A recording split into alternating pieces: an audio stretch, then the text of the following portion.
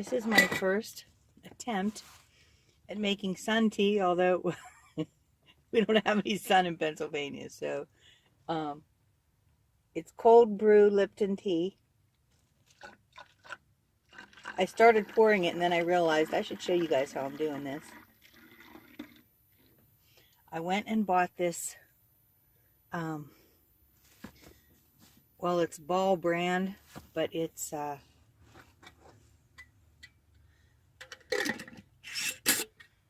supposed to be for, you know, putting up your own vegetables and foods and that kind of thing.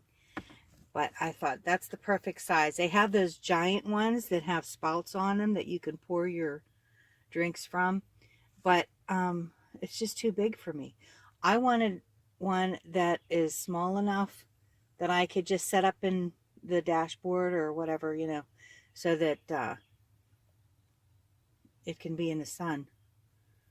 As a kid, I had a neighbor that used to make sun tea, and the whole neighborhood called him Uncle Paul. And we used to beg Uncle Paul to give us some sun tea. He used to put it on the roof, and he would climb up on the roof and get his sun tea and share it with the kids in the neighborhood. Oh, that's one of those memories you love. He also helped teach me how to ride a two-wheel bicycle. He was a really nice guy. Very nice guy.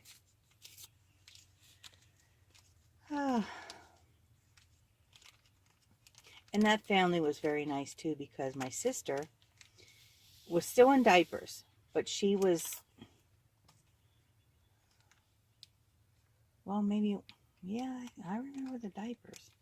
She used to run to the neighbor's house in the morning when my mother was still asleep and bang on their door. And I was just a little child myself, but I knew that I had to take care of my sister.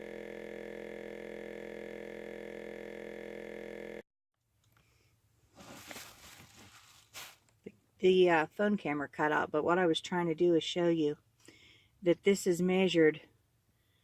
This is 6 cups. This would be 7, this last line. And I just filled it to the top. I threw in the 2 tea bags. On the cold brew package of Lipton, it says to pour in 8 cups of cold water over 2 tea bags. And that's how dark it got. So this has been just overnight. Well, it was about 6 o'clock in the evening yesterday, and it's about 8:30 a.m. the next morning. And it got dark. I mean, it might even be too dark. So that's my first taste. It's good. It's strong. It's not weak, that's for sure. I thought it might be too weak. I said to a friend of mine, Michelle, I might put an extra tea bag in there. And she said, you might want to just put in how many they call for. Oops, I think I did put an extra one. I did. I put 3 in. So there you go. There's 3 in there. 3 of those tea bags. They're cold brew, and they're a little bit bigger than regular size. I'll show you, but I can't get to them right now. They're underneath my things in front of the driver's seat. But I'll go ahead and show you later. So what I'm doing here, I just want to show you, is adding water, because this is very strong. So when it says 2 tea bags and 8 cups of water, that's how much you want to put in. Don't put the extra one. I think what I'll do is just add water to the jar. I'll add some water and take the tea bags out. I don't think I need to leave them in. I think that sometimes makes it bitter if you leave them in. I haven't made tea in so many years. This is literally the first time I've made tea. Geez, I'm trying to think. I used to make iced tea all the time when my older daughter was little. And so I don't think I've made iced tea since she was about 13 years old, and she's 42, I think. I get it's hard to keep track of the kids' ages. But let me try this now. I added water to it.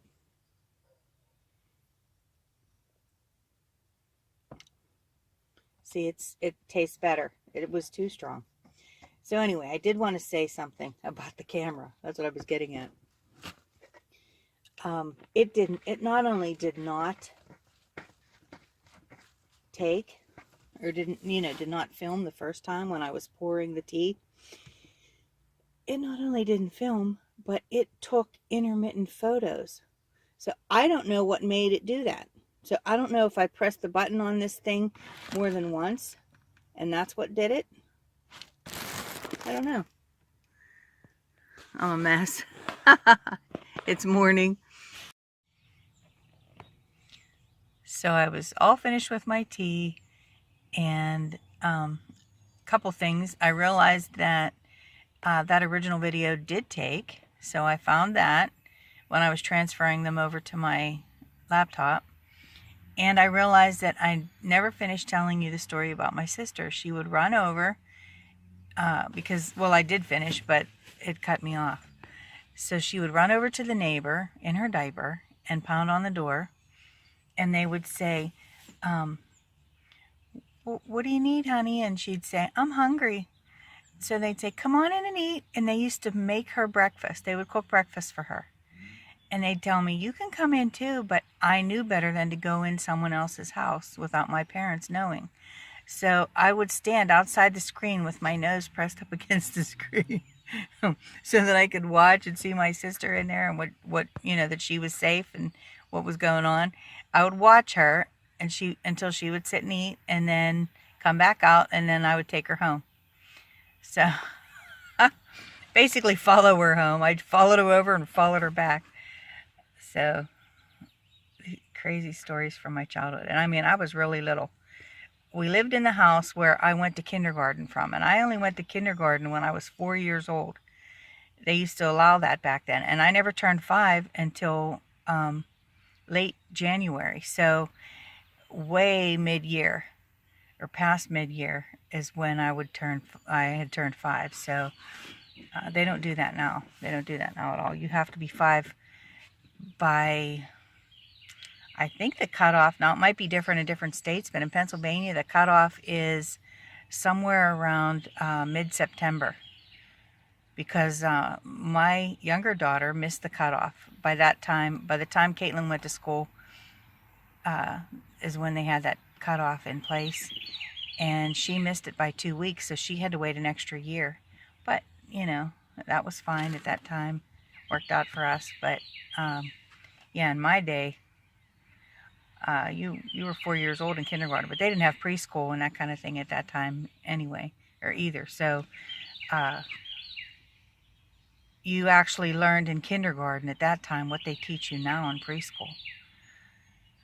It's funny how things change, how different things are. But I wanted to tell you that story about my sister and the neighbors cooking her breakfast. That happened all the time. My mother never knew.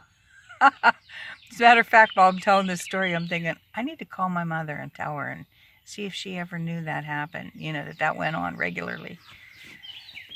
But yeah, Uncle Paul was great. He was their uncle and lived with that family. But we all called him Uncle Paul. And he helped teach me how to ride my bike too. So where I learned how to ride my bike in our side yard, there was pussy willow bushes. So I just love pussy willows. It brings back that memory of that time in my life. And then in the front of the yard, right in front of our swing set, was all tiger lilies. So tiger lilies and pussy willows I just love. So I was at the store the other day and I saw these pussy willow branches, and it was in the floral department. Excuse me. So I talked to the woman that worked there, and I talked to her about preserving them. I said, are they in water? And she said, I don't think they are. So I said, well, can you grow them, or how do they work? And she said, well, you can grow them. You can put them in water and they'll grow, but those fuzzy little balls fall off. And I said, well, I don't want that. I like the fuzzy little balls on there. So she said, if you don't put them in water, they'll dry out. It's like having dried flowers, and those little fuzzy balls just stay in place. So I was thinking, I don't know, I was thinking maybe I could get some and put them in the van somewhere. Just, I like to have little things around me that bring back nice memories. So sometime I'm going to incorporate that into the van somehow. Having some pussy willow branches in here. We'll see how that goes. That's not going to be for a while. But, I mean, right now I'm working on covering these windows from the inside. I'm going to hang curtains to cover the paper on the inside. So, I'm not sure if the paper will stay up or if eventually I will have my grandson do the perforated vinyl on the outside and I won't need all that. But I mean, I'll be doing, well, I'm trying to think if you will have already seen that video or not. I'm not sure. But I'll be doing a video about doing the windows because I'm still just midway working on them. So they're not finished yet. So I'm going to do a video on how I'm doing those with paper, Reflectix, and paper. And I'm using white paper because that matches my van. And that's how I'm doing it. That's how I'm insulating it. And hopefully that's going to help for the summertime because I'm telling you, it's already really, really warm to sleep in here if I need to sleep during the day. And sometimes I do. With my health issues, you know, my sleep's kind of messed up and I sleep different times of day and night. And it's getting to where, and it's only spring. And the warmest day, we had one day, it was, I think, 84 degrees. I'm not even sure if it got up that high, but let's just say low 80s, somewhere between 80 and 84. And that was our warmest day. And there is absolutely no way I could have been in this van with the windows up, sleeping. Yeah, you know. And the places that I've been sleeping, for the most part, you couldn't keep a window down.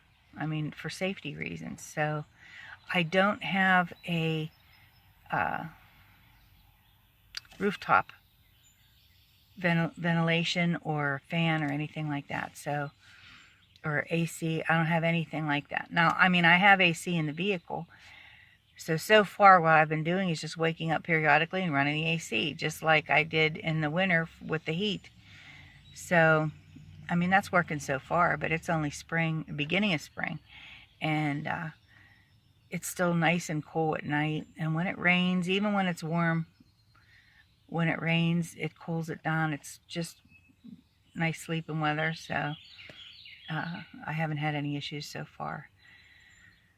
But we'll see as things progress. I'm not sure how I'm going to do this summer. I guess a lot of it will be dependent on, you know, where I'm staying. If it's safe in keeping a window down, window or windows.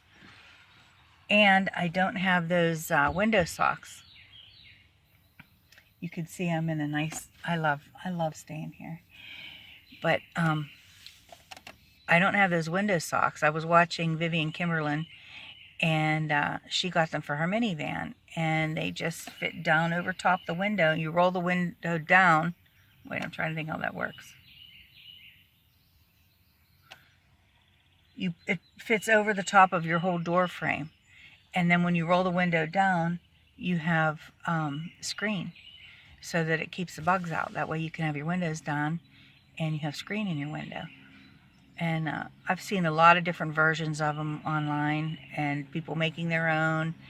But boy, would that be nice if I could just... She spent 20 bucks and got 2 of them. I dropped the phone. Anyway, she spent 20 bucks and got 2 of them for her windows. And that's my kind of price.